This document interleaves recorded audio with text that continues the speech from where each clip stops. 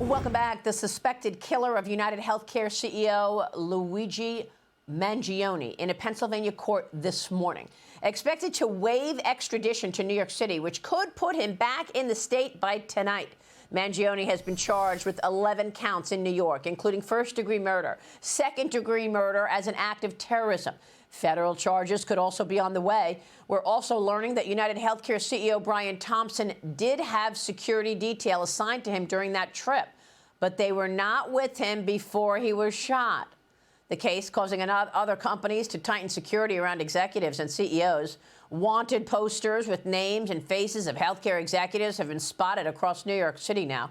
A Florida woman also behind bars this morning after allegedly threatening a Blue Cross Blue Shield agent during a phone call over a recently denied insurance claim. What is going on? Joining me right now is former New York City Police Commissioner and the CEO of Guardian Group, Ray Kelly.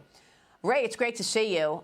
What a mess. Your reaction to what we're seeing here with these posters in New York streets about the healthcare industry, and how about the fact that Brian Thompson had security and they weren't with him when he walked into the hotel? You know, I think what happened is he was right across the street and he just went out for a short period of time. He didn't think he needed a security detail. And it shows that the shooter had some information from someplace. He was on the phone, if you recall, when he leaves Starbucks. So how did he know when he was leaving? How did he know what door he was going to go in? These questions are still to be answered. But what's going on in the industry now, or big industries and small industries, is reevaluation. They're looking at whether or not they have enough security for their executives. They're taking information about executives off of the internet. A lot of this is driven, certainly in public corporations, by their boards. The boards want to know if they, in fact, are doing enough to protect their CEO and other top executives. Obviously, they'd be responsible for that. A lot of this is industry specific, of course. Obviously, the healthcare industry is one of a major concern, and there are others as well. And social media is a very important aspect for these corporations to look at. And I'm told that that's what's being done now. They're hiring these security companies, not so much to add security per se, but to monitor the internet, monitor social media, look at the history. Do they have disgruntled employees? Is there a history of threats that maybe go way back that they just haven't paid much attention to? So there's a lot of concern. And, you know, people don't know, and we don't know, whether or not this is a beginning of a trend or a beginning of a movement, or is this a one-off deal? I think it's horrendous murder, though. This shooter is being lionized by people, which is incredible. Here's a man, a decent man, well-respected in his community and his business. He's shot in the back. He has 2 children. And none of that was thought about at all. So I can't believe that some people are making a hero out of this individual. It's just terrible. And everything you say is so spot on in terms of looking at the backdrop. I mean, now they're focused on social media. You know, what are the threats out there? I mean, shouldn't that have been done? This is what you do. You know all about this, that senior executives now from 200 companies met earlier this week with the New York Director of State Operations following this shooting. Governor Kathy Hochul also reportedly setting up a CEO hotline.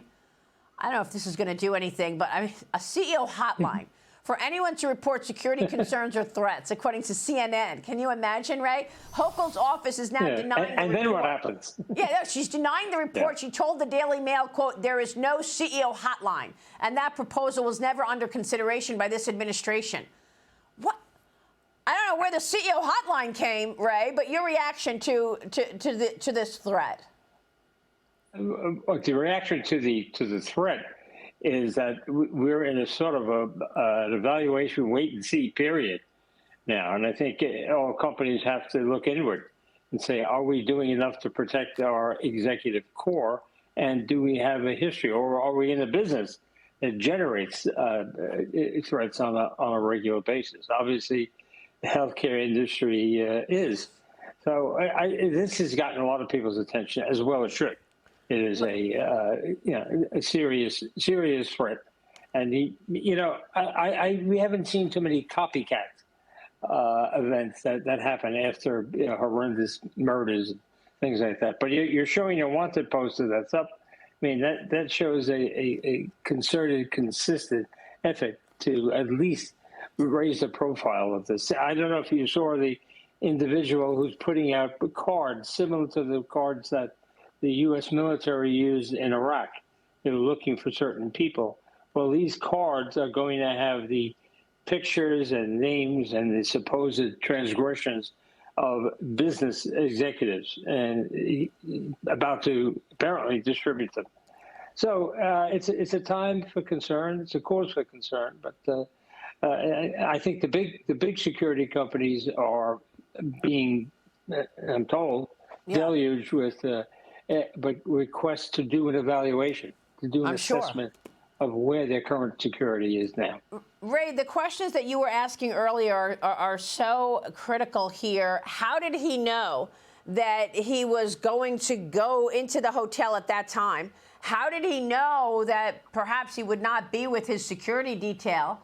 You know, he was waiting across the street. He was on the phone at the Starbucks. Tell me what you think these questions are underway right now that officials are looking at to try to piece together whether or not there was another person involved. Yeah, right. Exactly. That's what they're trying to do. Obviously, he's not talking, and apparently they see it in his benefit not to talk. So he's the one that's going to have the answers to so many of these questions. And if somebody else comes forward, great. But that doesn't look like that's happening now. But these are vexing questions because you just don't wait in front of a hotel at 6:45 a.m. in the morning. Yeah. That's not business day time, and do that shooting. And of course, he thought this all out. He was in the city for 10 days. He built that printer, a gun, and silencer. So this is a premeditated, well thought out murder. He didn't cover his tracks very well, but I think the NYPD did a great job in tracking him down in 10 hours, if I'm not mistaken. You're right. They had a picture of this mass shooter unmasked that they circulated. So that's a great point. Thank you to the NYPD. Absolutely.